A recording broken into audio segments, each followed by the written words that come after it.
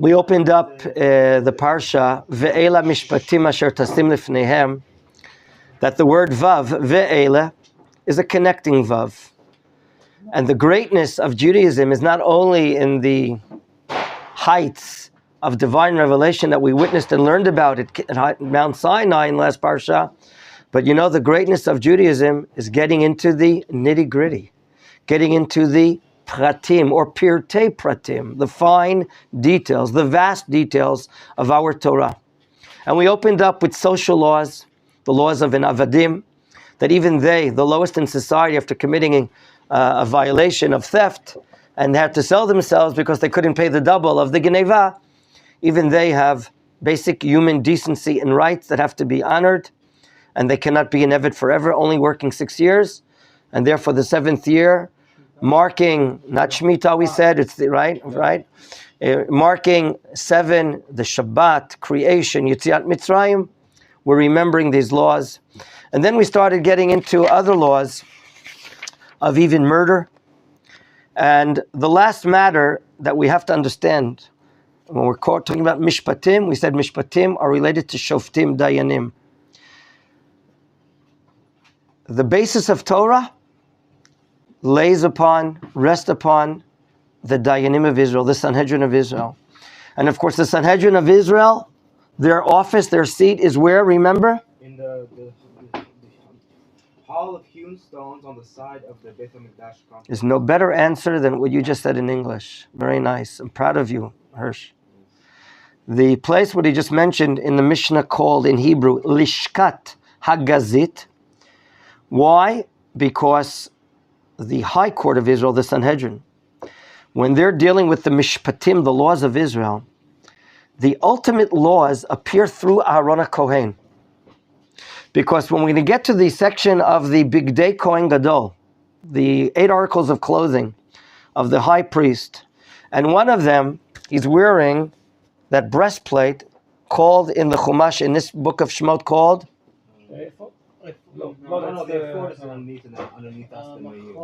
That's correct. Choshen Mishpat.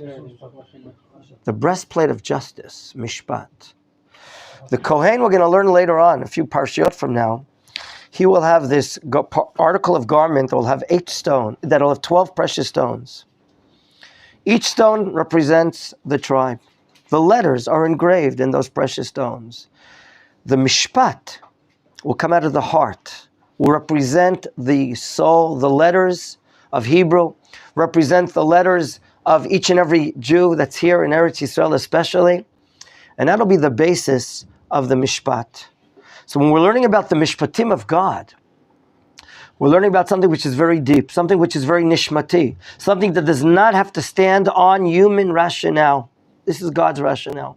A lot of the Mishpatim are logical and have human rationale to it, but not all of it. And therefore we first and foremost attribute our approach to this from a divine standpoint, from a belief standpoint. We started talking about murder yesterday, and the gentleman sitting here, now he's sitting on the other side trying to fool me once in a while, asked about the Arei Miklat. What did you ask about? The Arei Miklat. Arei Miklat, the cities of refuge. And after seeing verse 12, Makei ish aviv v'imo, Makei ish v'meit mot yumat, killing a fellow Jew can bring upon capital punishment.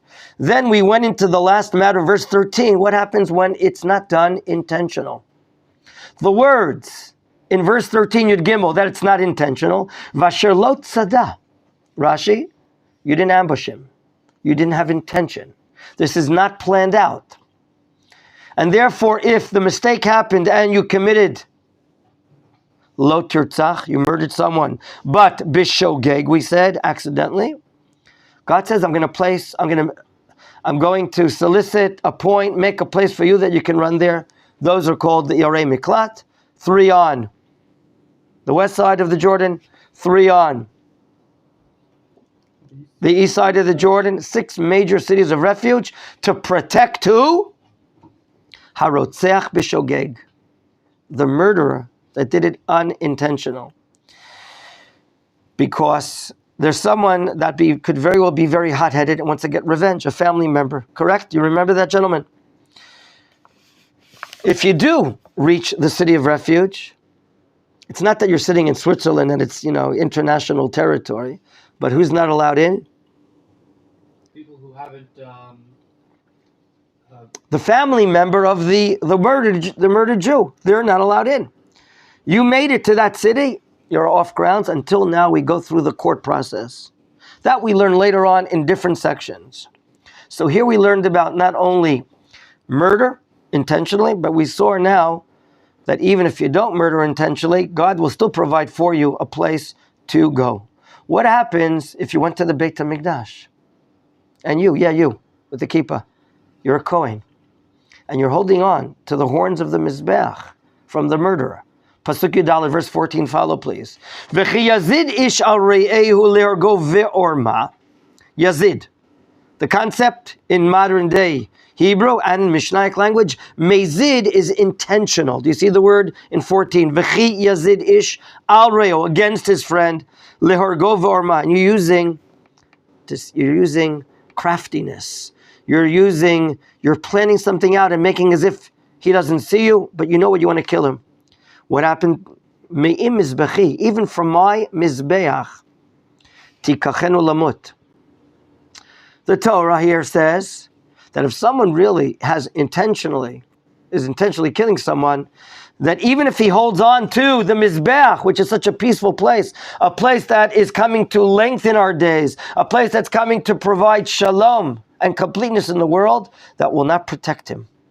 If anyone learned well Tanakh, and we know even Yoav ben Tzeruya, as we learn about in Sefer Melachim, chapter 2, verse 28, he tried holding on to the corners of the Mizbeach, but I'm sorry.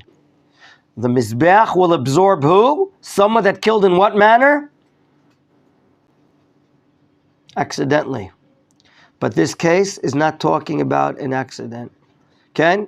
From here, Chazal learned out again that a Mizbeach can protect you if you killed in what manner? Bishogeg. Remember that term, bishogeg.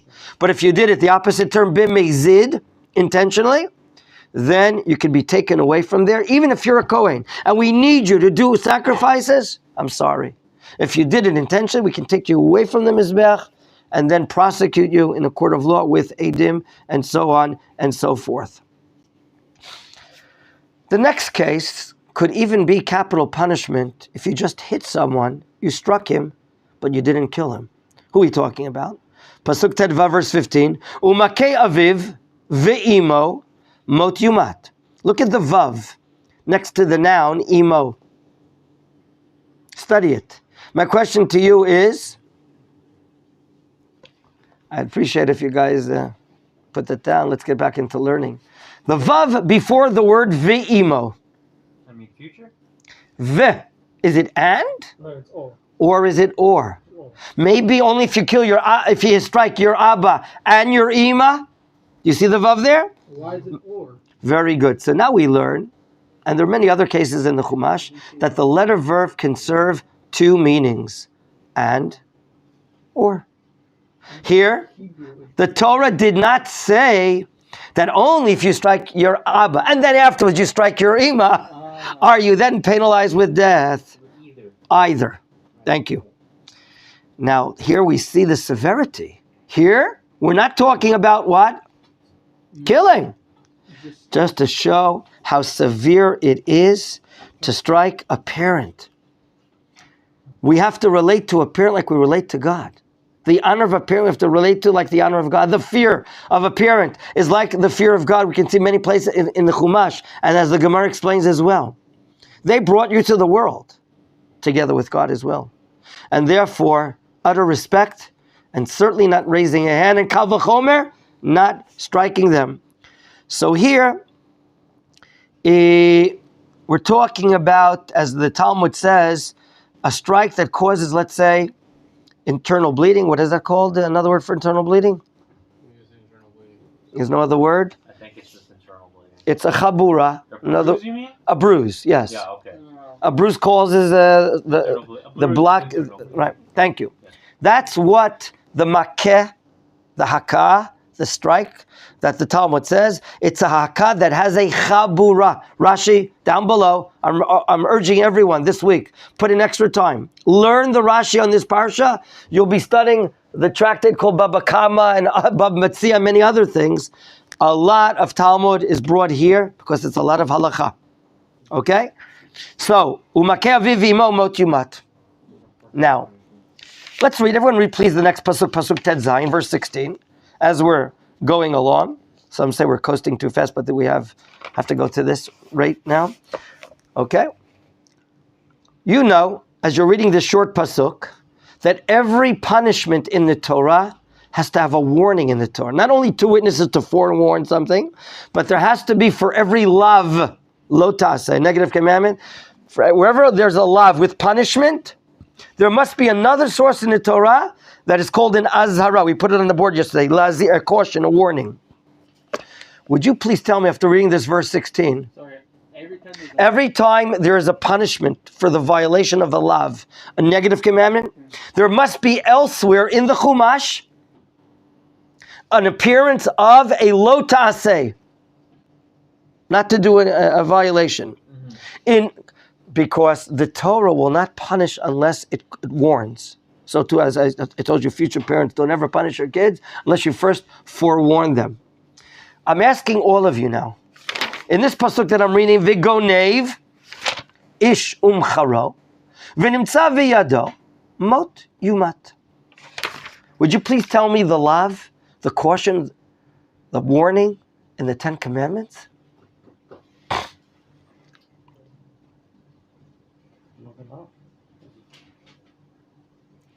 What do you think? Not to steal?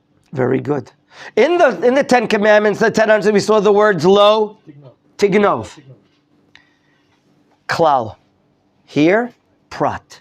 The Torah is often written in the style of klal and prat. From the general to the specific, to the detail. Very good. When it says lo tignov, do not steal, Torah is vague. The Torah is very unclear. What is it saying? Here comes the Torah telling you right now details. Let's read it again. Vigonev ish. If a person steals an ish. A man. Man can be a woman as well. Or a person. That's what it means. Charo, and he what? Sold the one that he stole. V'nimtza v'yado, and it's found in his possession, the person, mot yumat. So you wanted to know, what is the punishment that Yaakov said correctly for lo tignov in the 10 utterances, niaseret dibrot? Here is the punishment for kidnapping and selling what you're kidnapping. Is the penalty called death. My dear friends, when I said yesterday, there's a rule in the Talmud, stamita, meaning a mitah, we mentioned yesterday, there are 4 different ways of capital punishment. Skila, streifa, hereg, v'chenek. I made a mistake yesterday when I said that stam mitah, meaning a death penalty that's not specified in the Chumash, stam, not specified, I said by mistake it is sayif, with a sword to be killed. I made a mistake. Rashi brings it here in the name of Chazal. In verse 16, you can see mot yumat b'chenek. Kol mitah mura b'torah stam cheneki. Stam mitah. Okay? Again, do you understand the word stam? You're going to ask me later. Hey, you over there. Don't ask me later. I'm going to explain it to right now. Stam mitah means an unspecified death penalty in the scripture. The Talmud, the oral Torah, comes and tells us, and Rashi brings it here, stam mitah, meaning an unspecified mitah. What is it? Bechenek, strangulation. Skila, streifa, hereg, chenek. It's mitah number 4. It's the lowest level, the least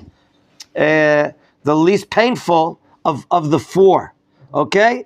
So that we're learning here. So in general, what we can learn here, gentlemen, and I'll get to your question in a moment, that stealing, kidnapping a person, and trying to sell him, of course, after being forewarned and 2 witnesses saying this and testifying after interrogation, it is the violation of what we read about lo tignov in the 10 dibrot. Yes, Moshe.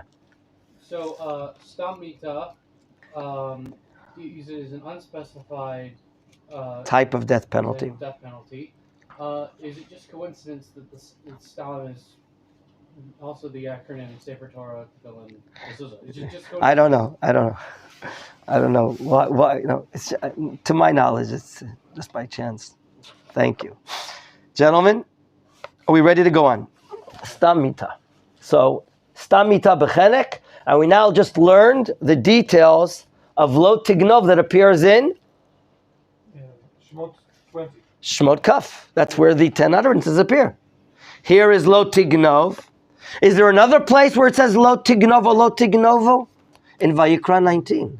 But there, from the content, they were talking about lo tignov objects, movable objects, a car, a chair, a food, theft of monetary matters. Lo tignov of the Aseret HaDibrot is capital punishment. It's stealing a person and selling him. This now makes a lot of sense to us. Let's go back. Remember, we talked about the 2 tablets. We had the first 5, which were Ben Adam LaMakom, between man and God. And then we had the next 5. What was number 6? The first one on the second tablet? Don't No. adultery. What? Do not murder. No. The second one is don't do. It's idle work. honoring. No, I'm talking about the second tablet. The first one on the second tablet, and this is the first of 5 between man and his fellow Jew, fellow man. Honor your father and mother. That's right. Hebrew. Something other, Kabed Kabed et et avicha viet amil. imecha. One more time. But the Rav says, One more time. Kabed et avicha viet imecha. And that was the first one on the second tablet. And we explained in one of our shiurim that honoring parents, the source of honoring parents is honoring God. And honoring parents is like honoring God. And therefore, it's like a mitzvah that's between you and God, the source of authority. Thereafter, we have all the lows. Lo tirtzach, lo tinaf, lo tignov. And then lo ta'aneh breacha, don't give false testimony, and lo tachmod. Notice that the first 3, lo tirtzach, lo tinaf, lo tignov, murder, adultery, and kidnapping, they all have a common punishment called mita, death penalty. Lo tignov in the 10 utterances is not stealing monetary matters, because for that you're not going to get what? A death penalty. So now we're going back and seeing how lo tirtzach, not to murder, lo tinaf, not to commit adultery, and lo tignov, each of them has a capital punishment. Yes, Moshe, and then Hirsch. Rav, I'm confused. I thought it was honor your father and mother was the 5th one, and it's between you and Hashem, and therefore it's the last one on the first tablet. Yeah. Lo anochi Hashem Elokecha, lo yeh lecha, lo tisa Hashem Elokecha lashav, and the 4th one is Zachor Yom HaShabbat lekadesho. I don't have the entire Chumash. Did I skip one? Don't take Hashem's name in vain. That's the 3rd one. Maybe I made a mistake. Let me see. Do you have a? Can I have a full Chumash or Tanakh? Yeah. Thank you. Oh, there you go. Kabed lo tirtzach lo tinaf lo tignov. Interesting. 1 second.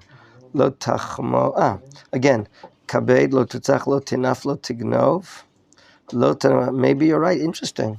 This is I thought maybe kabed et avicha viet imecha stands to be the first one. Maybe not. Okay, so I stand to be corrected. Thank you, Moshe. Is that what we also learned last week? Yeah, We did learn that kabed is number 5? Yeah, and because very it's number nice. 5, because it's number 5, It is. That's the word. Here Of course. to be between No, you so the and- explanation is right. between you and- Thank you, Moshe. Thank you, Moshe. The explanation is right. Kavedet avicha v'et imecha is really between man and God, and it's number 5 on the first list. Thank you very much. Thank you, Shkoyach. Moshe, you deserve to drink a l'chaim today.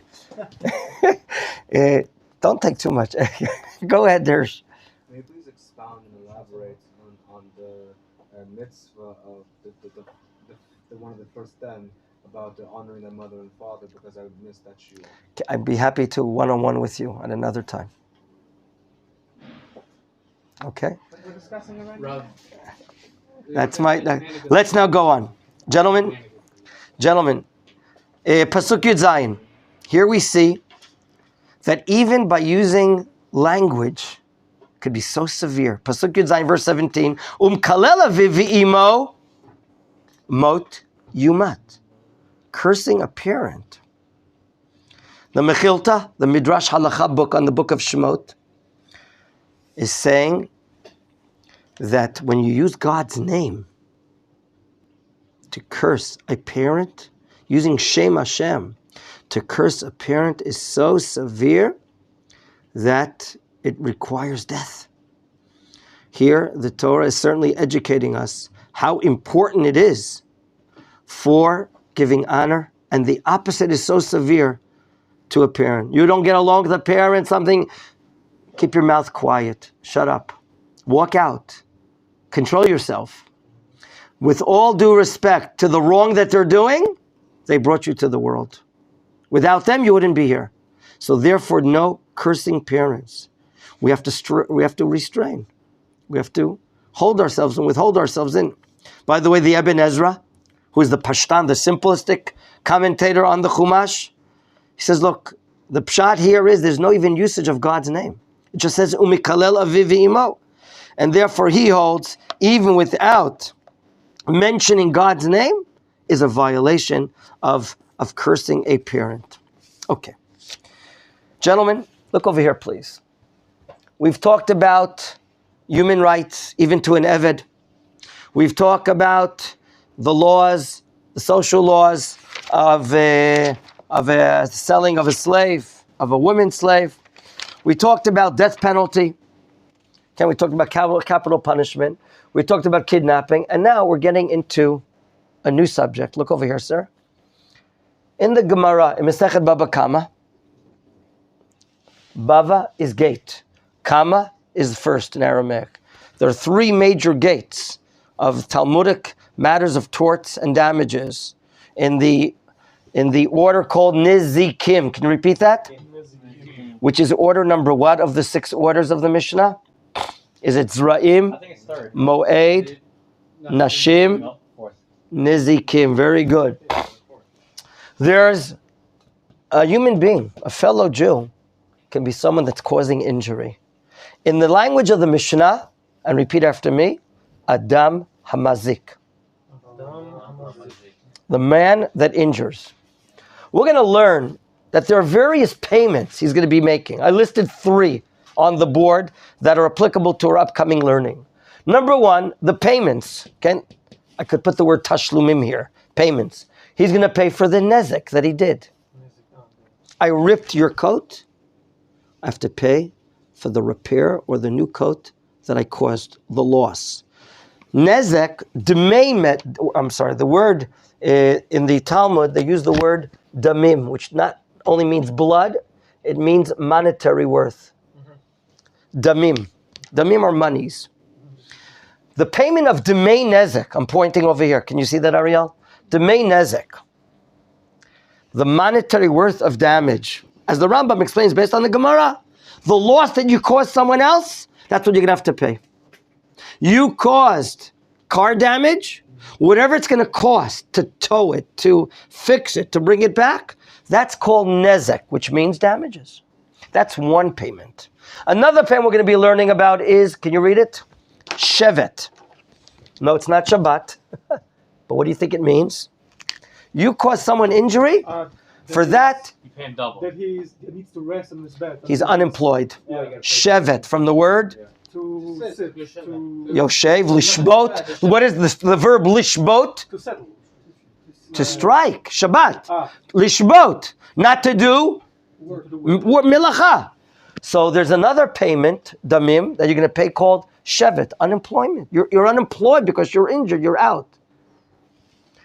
A third payment is called Ripui. It's what buffet. Like this. No, what does it mean? Health cost. Yeah, the cost to The medical cost. Medical. You injured someone. You incurred to him payments to doctors, nurses, medicine, so on and so forth. You must pay Ripui. 3 payments we're about to learn now under the title called Adam HaMazik. All of this appears especially in chapter 1 of the tractate called Bava Kama. Where there the Torah teaches us about 4 primary damagers. Hashor, Habor, Hamaveh, V'ha'ever. All of them, the shore, your property, your tractor, your shore, your ox that's causing damage. Habor, you opened up a pit. That too we can learn about. Maybe tomorrow we'll get to that. You cause a stumbling block and you cause damage. That's a bor. Hashor, abor, hamaveh. Could be your animal's tooth went ahead and caused property damage. He ate the crop of your neighbor. V'ha'ever is the usage of fire that caused damage. We'll talk all about that, but right now we're going to be talking about Adam HaMazik. Your question, Moshe? The question is, under which one of those would you put sentimental damage? The Torah doesn't give us sentimental damage. I don't think so. So like, yeah, Meaning it could be that the value of that sweater is so important because he got it from his grandmother and so on. Maybe I have to think about that. I'm not sure. Gentlemen, let's now get to the case. Listen to me. As far as a capital offense is concerned, you can only get a death penalty if you did the capital offense in what way? willingly. What is that called, we said? Mezid, b'mezid. Remember the words? B'mezid, intentionally. What was the opposite we said? B'shogeg. Mr. Resnick, Yes. when you're going to be learning in your Mishnayot, Nizikim, Yes. you're going to be using the words b'mezid, intentionally, or b'shogeg, unintentionally. B'mezid, with intention, b'shogeg, unintentional. As far as capital punishment is concerned, you can only be prosecuted by the Sanhedrin if you did it b'mezid. Watch this. Play with me. I didn't mean to injure him. I was playing with him. I had no intention to injure him. Call the hospital, please. Call the ambulance. Just give me back my marker, please. Thank you. Gentlemen, as far as causing injury, a person is always forewarned. We don't care if you did it. We don't care if you did it.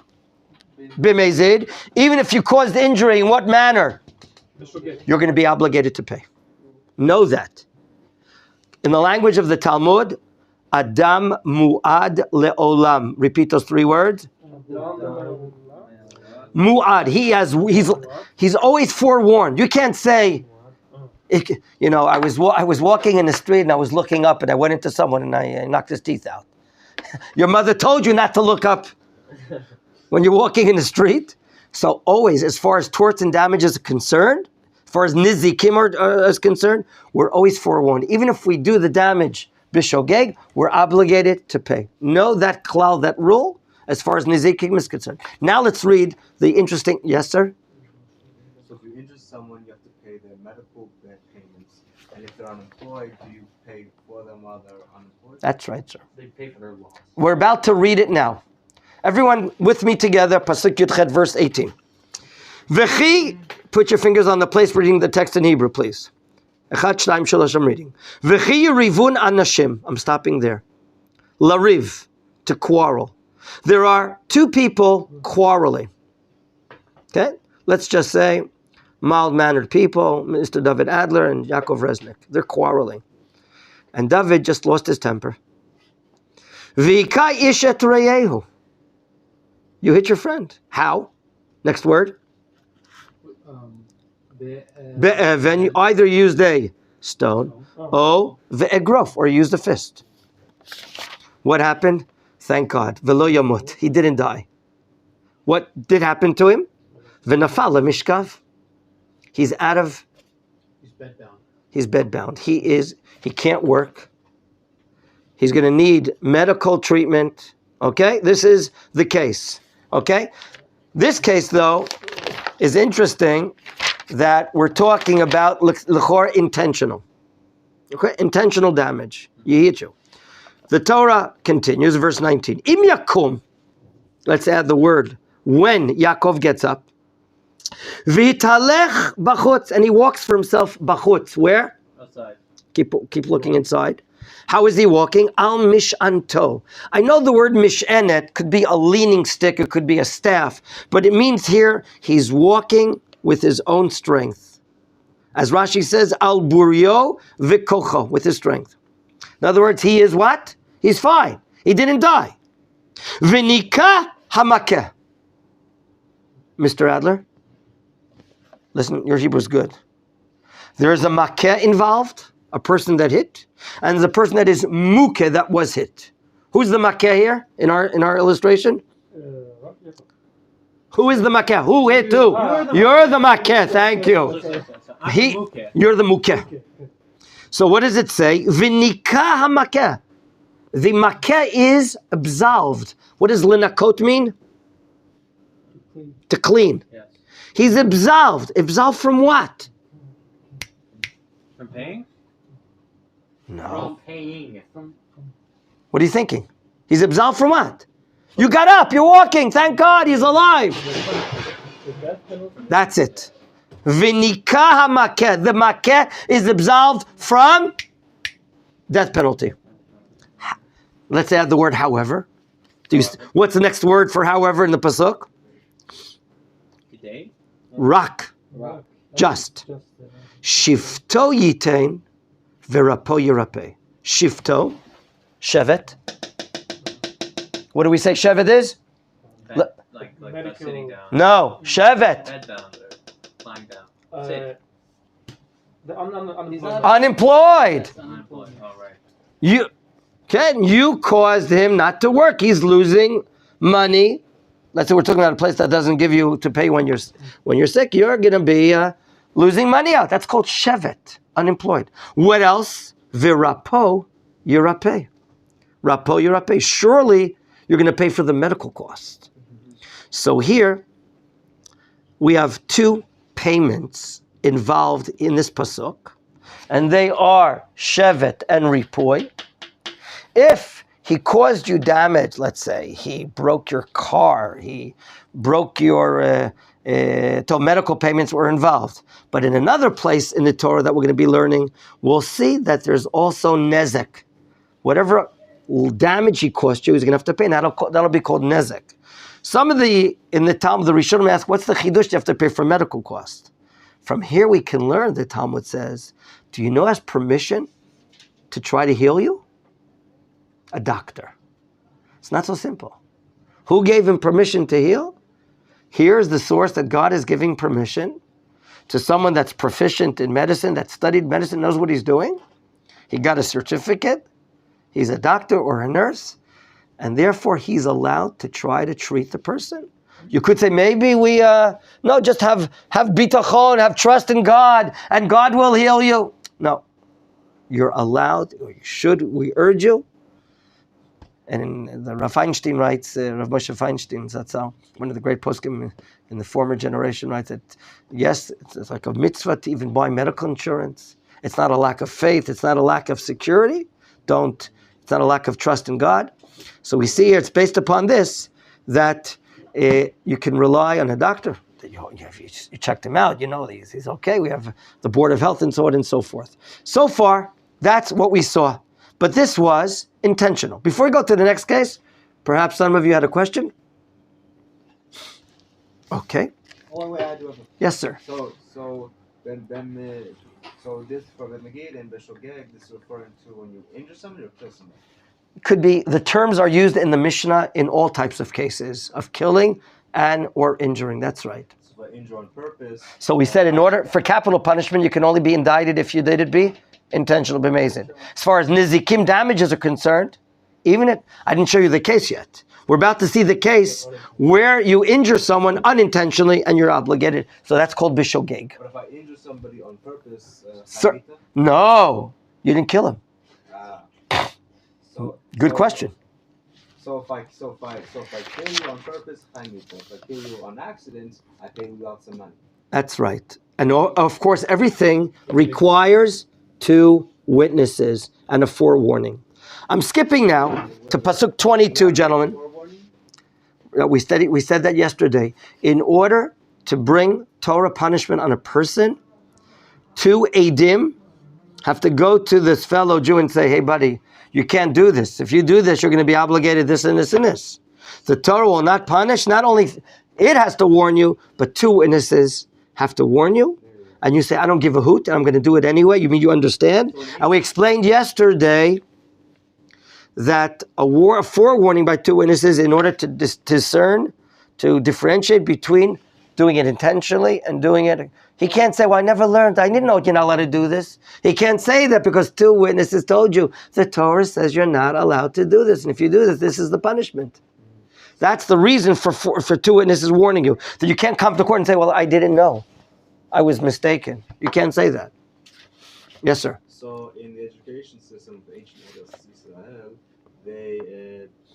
they basically taught you all this, so you already came out of school with all the forewarnings. That's right. God willing, your children, by the age of 13 or 14 or 15, are going to learn parts of Shas and the Mishnah. I have a grandson that last Sukkot we had a bar mitzvah, our oldest grandson, and he made a siyum of all the 6 orders of Mishnayot. You mean what, sorry? A siyum, a conclusion. He learned all the 6 orders of Mishnah by the age of his bar mitzvah. Who can name all 6, by the way? What? In order of the 6 of us, tell me who can name all 6. Just for context, who can name all 6 in order? Let's hear it. I can't. Yes, you. Hey, look. Zrayim, Zman, Nakat. Nashim. Okay. The Rambam gives us an acronym. Zrayim, Moed, It took time. You grab time. Zraim, Moed, Nashim, Nizikim, Kedushim, Kodashim, Taharot. Taharot. Very good. I remember that one because that's the one with Nita is the only one. That's right. Taharot. That's correct. We're now going on to a case. We learned the Mishnahs for all of those. Yeah. It Good thing. took a few years.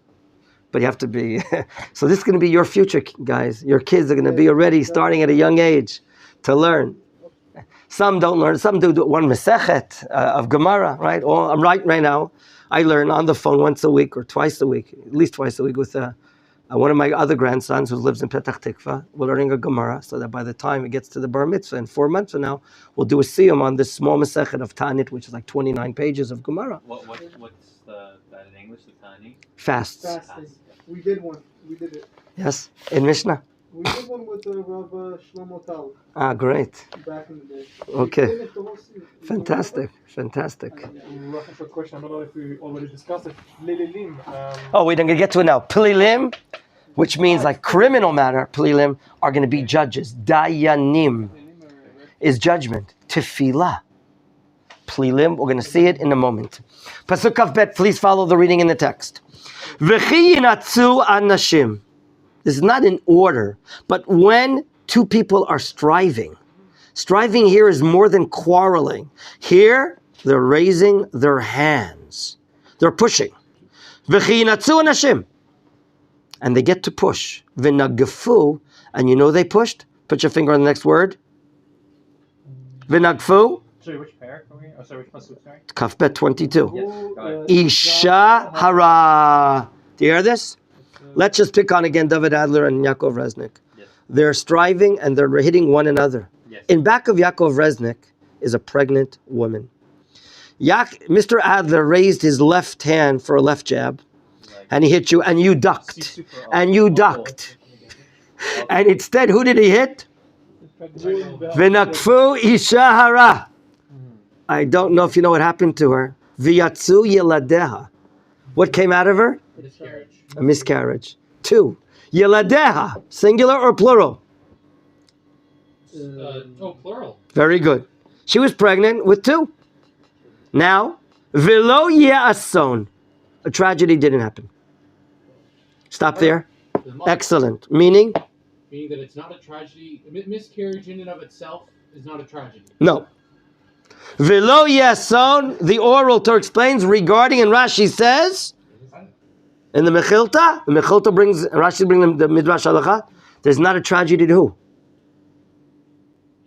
To the woman. To the woman. So nothing happened. Let's stop right here.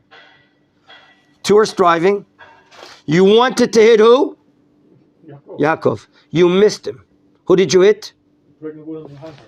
B'shogeg or b'mezid? B'shogeg. Do you hear this? Yes. He struck the woman, caused her a miscarriage. The woman is still, and it was done b'shogeg, unintentionally. That's the given. That's the case. We're about to read the second half of the pasuk to know what is the din. But Mr. Resnick wants to ask a question. Would the circumstance be different if instead of missing me, he was to hit me and I was to like fall back and hit the woman? So instead of him hitting the woman, it would be Yes, me. the Gemara, that's a different case. The Gemara talks about that as well. Okay. He could be obligating damages both to you and to her. Now, Anosh ye anesh, surely he shall be punished. Look at me. What's the given? We're coming now to the Dayanim of the court of Israel. What's the given? We're going to learn about in the pasuk that the husband is prosecuting. The husband is prosecuting. What is he asking for? Money. He's asking for payment for the loss of The children. the fetus. That's right. The children that the woman miscarried. Who is he suing? The man who punched. The man that punched, not the man that he had intention to hit. Surely he shall be punished. Punished, we're going to learn, is the payment of money here. Kasher yashit alav bala isha, as the husband of the wife will place, will litigate, will prosecute. Do you see the word? Lashit is to place litigation. Vinatan biflilim. Read the last two words again. One more time. Just everyone except for one in this juror. Vinatan biflilim. Plilim are judges. Tefillah has to do with judgment. You're asking God to judge you favorably. Do you see that coming from this root? Vinatan, would you please? Thank you. When I use the word vinatan, it can only mean to take an object in your hand and extend it to someone else. What do you think it means here to give what? Money. Money.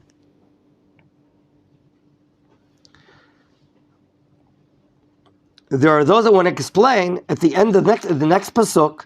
Vim ason yihya. Look at the next pasuk, verse Kaf Gimel 23. Vim ason yihya. Look at me now. We use the same term in the first pasuk. We said there was no ason, there was no tragedy. Regarding who did you say? The woman. The woman. Possibility number two. Vim ason yihya. If there was a what? Tragedy. To who? The woman. Okay, listen to me. Let's put two and two together now by ourselves before going ahead. David wants to fight against Yaakov. He ducked when he was hitting him. And who did you hit by mistake? Pregnant woman. In case two, what happened to her? You hit her and she What happened to her? Asonia. Tragedy.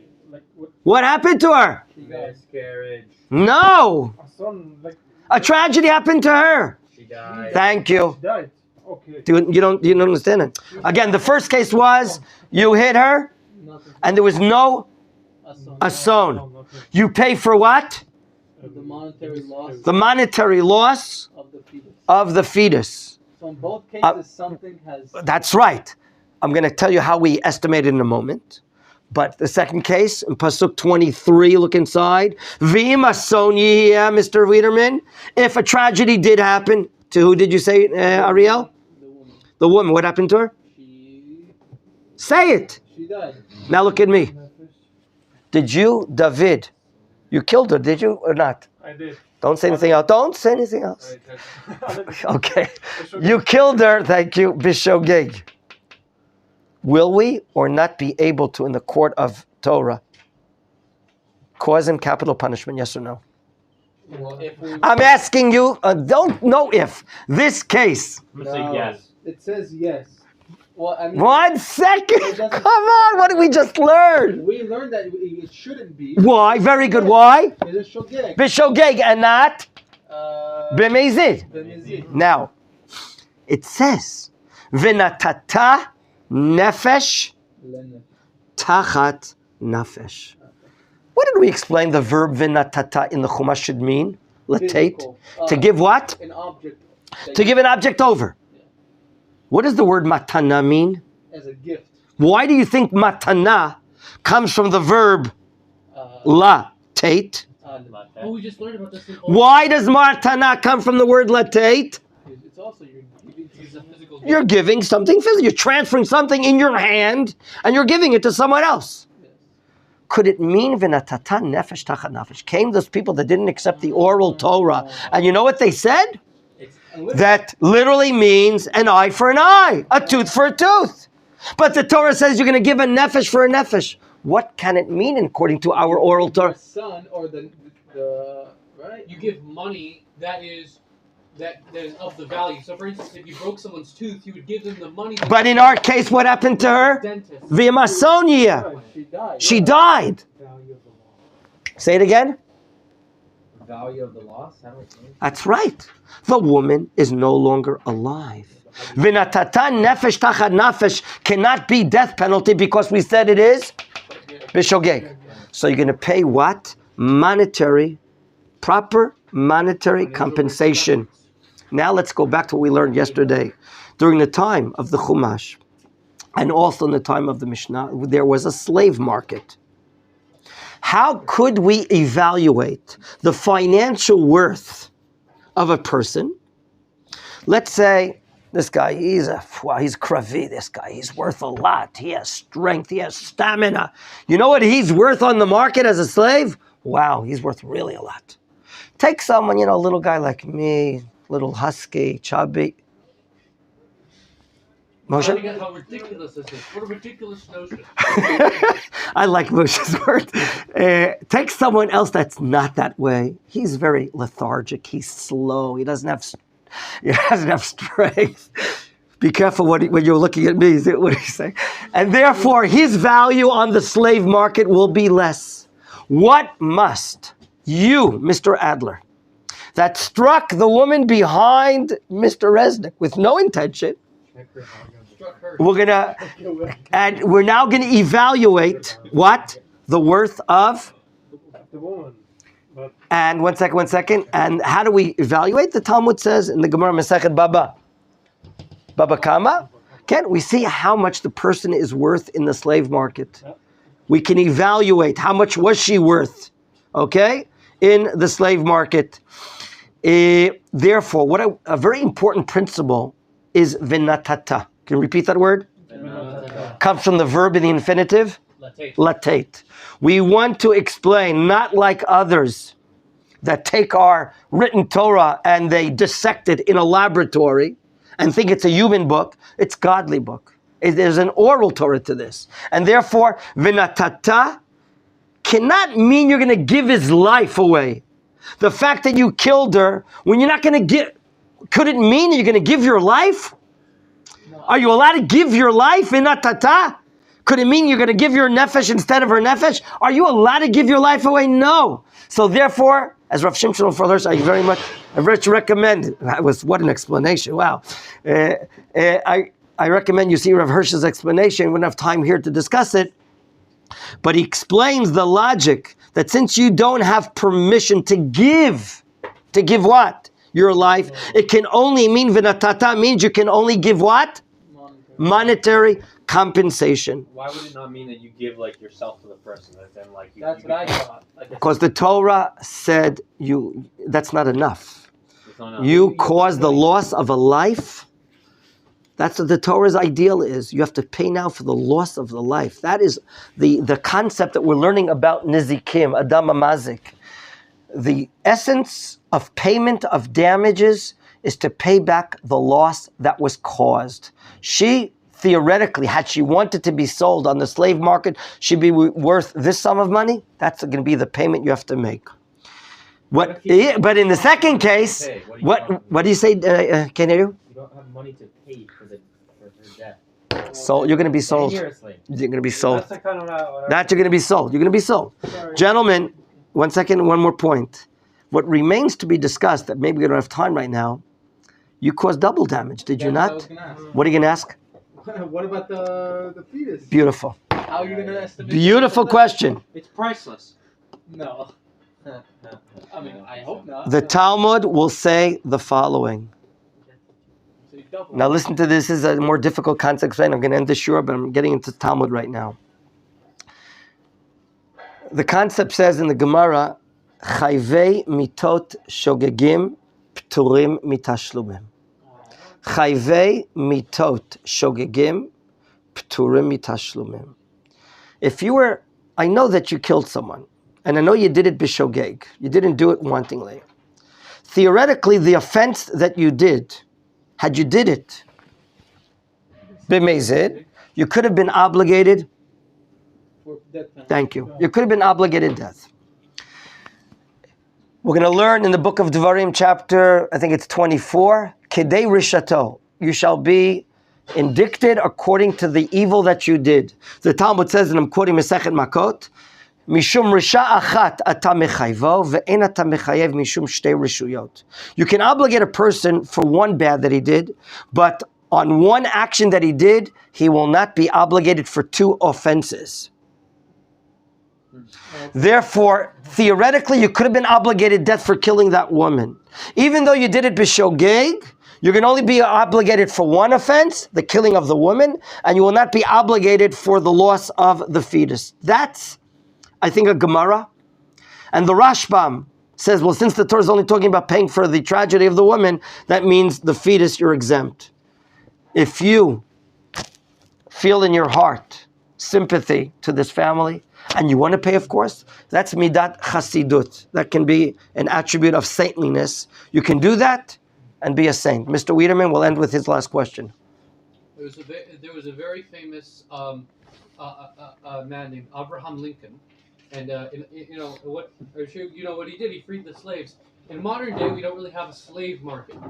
So, in the practical application of this today, how would we do it? Would we look at it, for instance, like the value, like how much would we expect them to earn in the rest of their lifetime, minus how much we would expect them to spend for the rest of their lifetime? No. Would it be something like that, or? A good question. I don't have the answer for you, but it's an excellent question.